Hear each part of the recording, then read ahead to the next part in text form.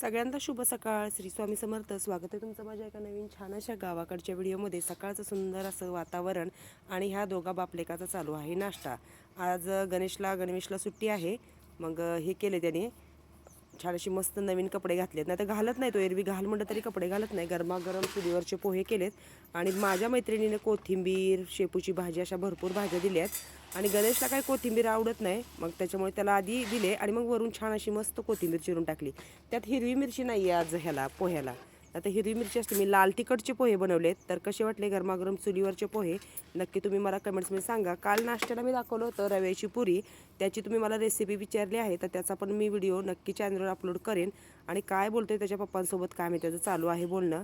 तर ह्यांना आता या दोघांचा झाला नाश्ता, त्यांना सगळ्याला चपाती खायची भूक लागली, तर ह्यांना पण दिलेली आहे चपाती खायला. त्यांचं पण चालू आहे. आणि त्या मांजरीला बिचारी दोघंजण खाऊन देत नाहीत. हा काळ्या खूप आगाव आहे बघा. काळ्या म्हटलं की लगे पळत इकडं आलेला आहे. तर सगळ्यांनी छान आमच्याकडे मस्त असा नाश्ता करायला या.